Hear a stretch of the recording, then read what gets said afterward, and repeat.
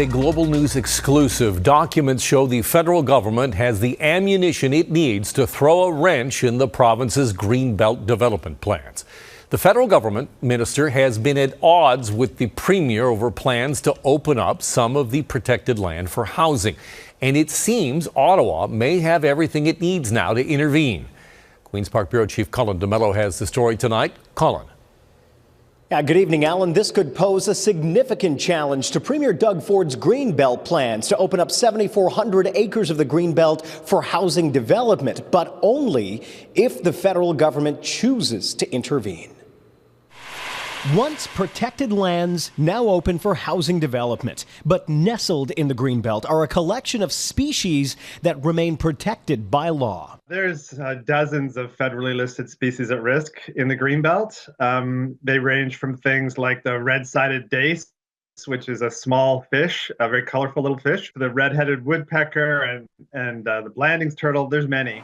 When the Ford government converted 7,400 acres of the Greenbelt into lands for housing, the Trudeau government decided to investigate. Global News has learned Ottawa has compiled a list of 29 species at risk that currently call the Greenbelt home. Under federal legislation, the Canadian government has a legal obligation to protect those species, giving the Prime Minister the power to slow down or even freeze the developments on those lands. Some are calling on Ottawa to intervene. The federal government has some obligations. One, to protect endangered species and enforce the federal government's own Endangered Species Act. If the Ford government's going to fail to even consider Ontario's Endangered Species Act, then the federal government has to step in. The federal government has used this instrument once before, delaying and frustrating the Ford government's efforts to build Highway 413.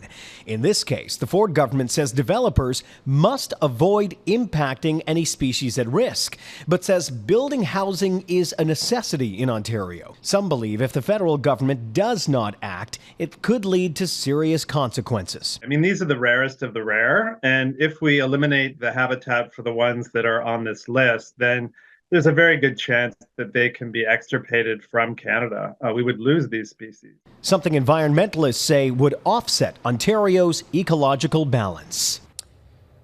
The story was made possible thanks to Freedom of Information request work done by Global's Isaac Callan. The Ford government has said that they need these lands to build affordable housing. They say if those affordable housing developers don't build within a specific period of time, those lands could be reverted and once again re-entered into the Greenbelt. Reporting live at Queen's Park, I'm Colin DeMello. Alan, back to you. Thank you, Colin.